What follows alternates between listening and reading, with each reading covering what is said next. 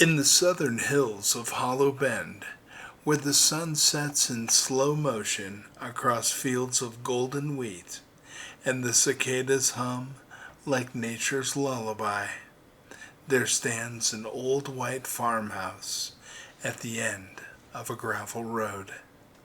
It's nothing fancy. Peeling paint, a crooked weather vane, a porch swing that groans with every breeze.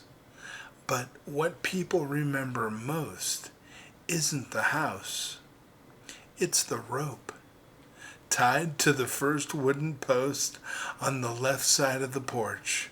It hangs like a forgotten relic, worn, frayed, and stained by decades of weather. Kids have asked what it's for. Teenagers assume it's just part of some old well pulley system. But to Caleb Marsh, the man who owns the house, that rope is a memorial to mercy. And to at least two people, it saved their lives. See, Caleb had been a builder once. He crafted barns, porches, even steeples with his hands. People called him dependable, a man of faith, quiet, strong, steady. But years have a way of stripping things away. First came the stroke that paralyzed his left side, then the medical bills, then losing Martha, his wife of 39 years, to cancer in a hospital room that smelled too sterile to hold her warmth. And one night, with the house too quiet and the grief too loud, Caleb sat on the porch and stared at that post. He had tied the rope earlier that day, telling himself it was to move something heavy from the shed. But deep down, he knew. He wasn't tying a tool. He was preparing an exit. The air was thick, moonless. Crickets sang like a chorus of ghosts. He stepped forward, rope in hand, and then, without thunder, without lightning, he heard it. A whisper, not in his ears, but in his spirit.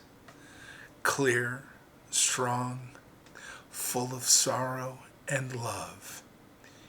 You don't have to hold on. I already am. And Caleb's knees buckled. He dropped the rope and wept like a child who had been lost but found. That was 15 years ago. The rope stayed. Caleb tied it tightly around the post, not to use, but to remember. Because that's where I let go, he says, and found out he hadn't. Years later, someone else came to the porch. His name was Jake Riley. And Jake had been the town's promise at one point. He was a musician, charismatic, raised by a single mom who made sure he never missed Sunday school or left the house without knowing he was loved. But life turned jagged. His mother died unexpectedly, and his dreams died slower, in pieces. He turned to anything that could numb the ache.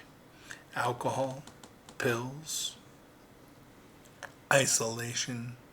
By 25, Jake was a shadow of who he once was.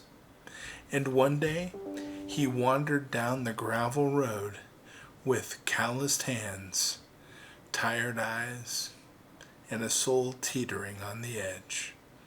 He hadn't seen Caleb in years, but somehow the old house called to him.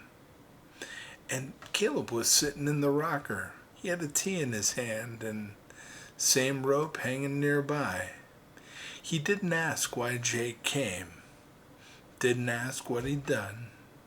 He just patted the empty chair beside him and said, "There's always room for someone who's still breathing." And Jake sat, shoulders tight. For a long time there was no talking, only the sound of wind moving through the wheat and the porch swing creaking like a prayer with no words. Then Jake said, "I'm tired of pretending. I feel like I'm holding my life together with one string, and it's slipping." Caleb looked toward the rope. Its fibers had loosened more, but the knot still held.